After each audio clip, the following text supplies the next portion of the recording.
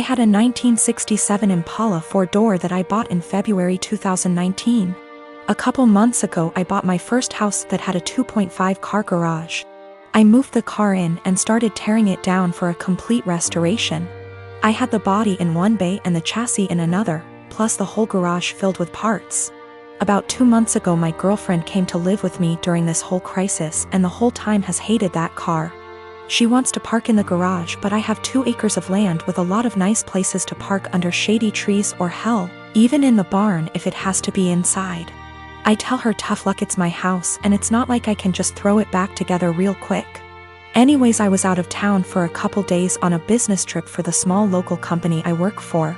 When I got back, my girlfriend was all smiles. Making me food all the time, doing all the chores, all that.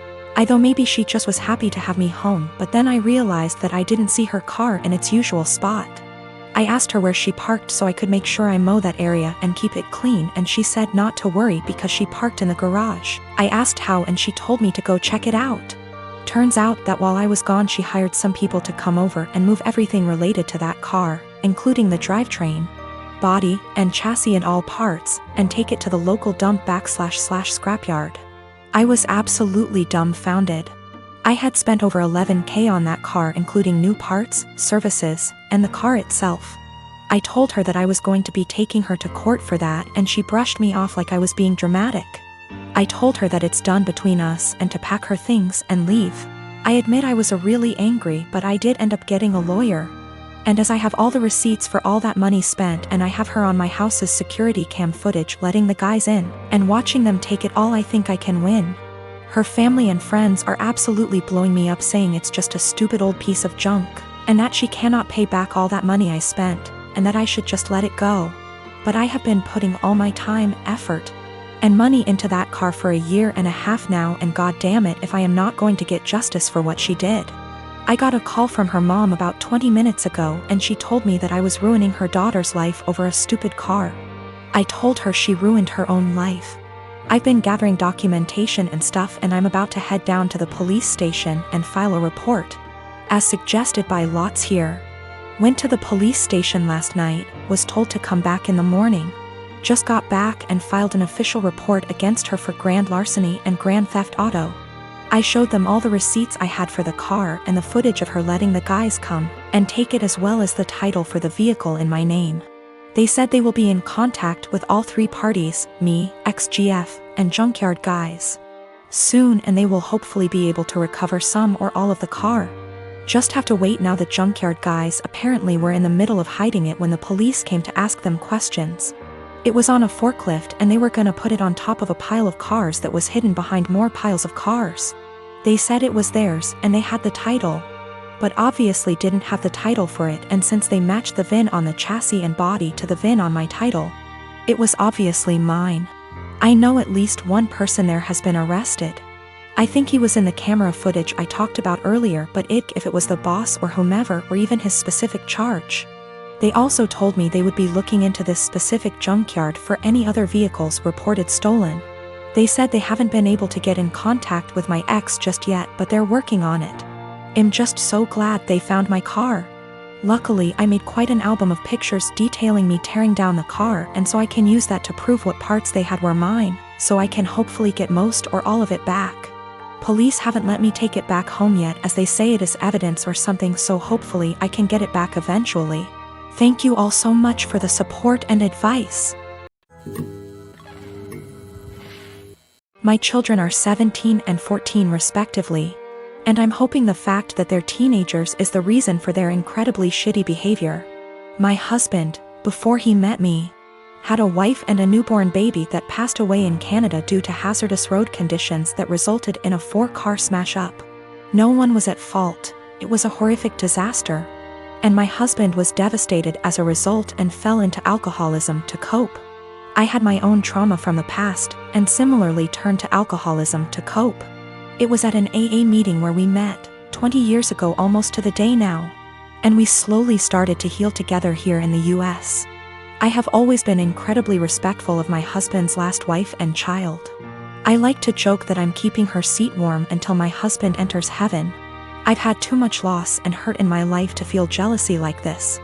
And I am so damaged that I just feel lucky that I got to actually feel love in this world, and that my husband could open his beautiful heart to me. We had 2 children, 2 sons.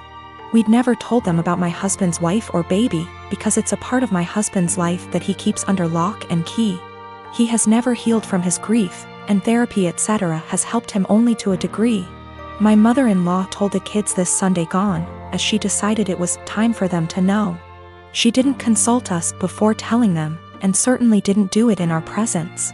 Since then my sons have been making the most disgusting dead baby jokes. They've been prodding their dad asking why we'd never told them. And instead of approaching the topic with respect, they're acting like we've kept a secret affair family from them or something. My 14Y//0 went on to say to me in private, thank goodness, not in front of his father, that he was glad my husband's previous family was dead. I broke and yelled at him, and told him it was the most disgusting thing I'd ever heard him say. I asked where his anger was coming from, and he burst forth that we were shitty parents for keeping secrets. He told me that it made so much sense why we were abnormal, why we don't drink, why we are so boring and quiet, why my husband is panicky around roads, etc. The 2 are pretty heartbroken, and I feel like we have just destroyed a part of our children's lives as a result of us staying quiet. I am hurting, my husband is grieving all over again, and I don't know how to proceed. I have and will always reiterate to our kids that they are loved, but this behavior seems so overreactive for the news. My boyfriend Steve and I have been dating for over a year and a half. I met him in one of my upper-level classes 2 years ago. At the time he was finishing up his degree, before moving on and working on his master's. Since we started talking, seeing each other, and dating casually, I really loved our entire relationship. Steve and I had a lot of similar interests, which included traveling. We did a small trip to South America a couple months ago for a few weeks, Peru and Chile. We had an amazing time. It was once we got back from our trip that I saw our relationship in a whole different way. We traveled well together, and bonded in a new way. I knew I was in a great relationship. I thought we had a great relationship, until I got some news a few days ago. 3 days ago, I went over to drop a MacBook charger over at my best friend's house, Chenille. Chenille and I have been best friends since we were in high school from the age of 16 years old. I have always considered her to be my number 1, and closest person in my life. I have noticed that the past 6 months we haven't hung out in the same capacity that we usually have. Both of us have been busy with our lives, school, work, relationships, etc. But I kinda got the feeling after this past year of university around April that she was starting to move away. She had a bad with her ex that lasted under a year. He cheated on her with a coworker, and the rest is history. They broke officially around the end of January. As I went over to drop off her extra charger that she borrowed, I talked with her mom for a bit. Chenille ended up getting called in to pick up an extra serving shift at the restaurant she has worked at during her degree. Her mom wanted to talk to me about a few things. I was puzzled. Chenille's mom was always really outgoing and funny. We had known each other for over 8 years at least. But she wanted to have a serious talk.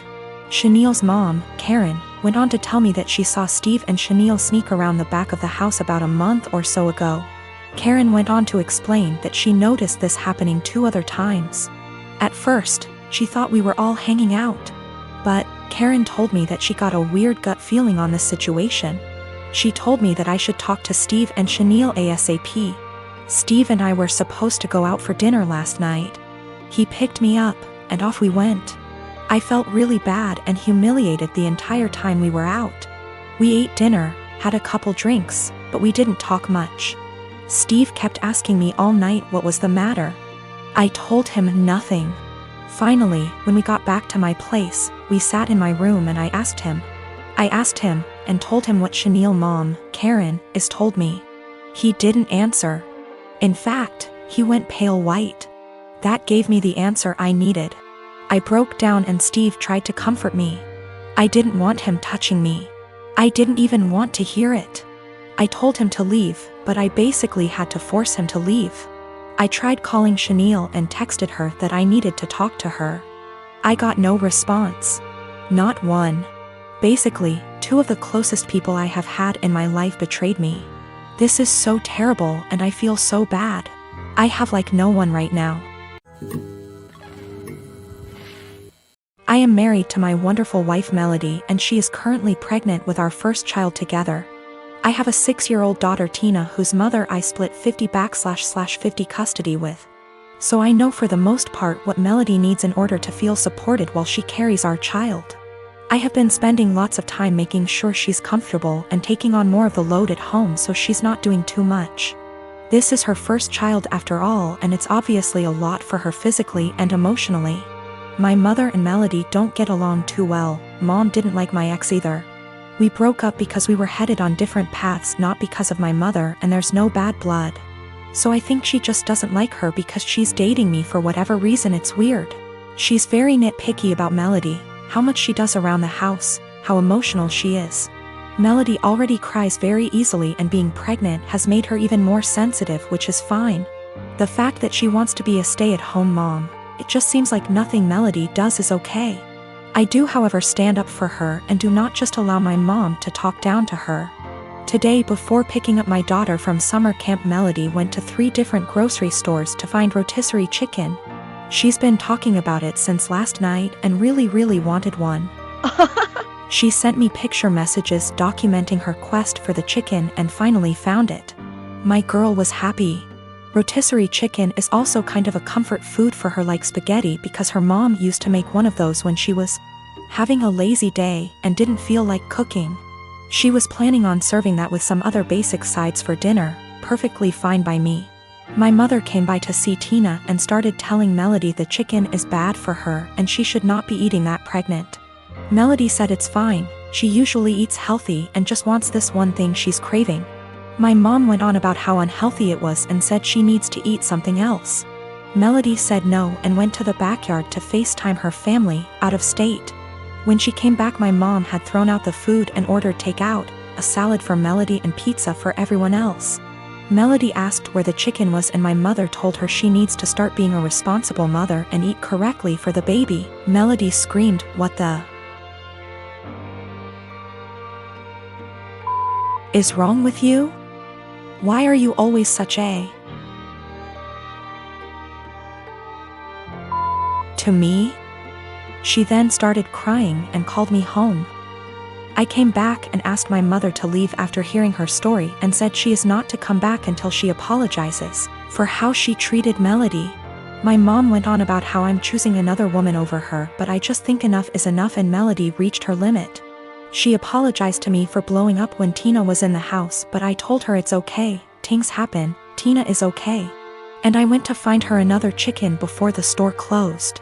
My dad thinks I'm right for taking Melody's side, but my brother thinks I should always defend mom. I do plan on having a sit down with both my parents and my brother with my mom. I'll talk to my dad first, then have a family meeting. I would still want my mom around, and honestly maybe I'm just weak, but that's my mother.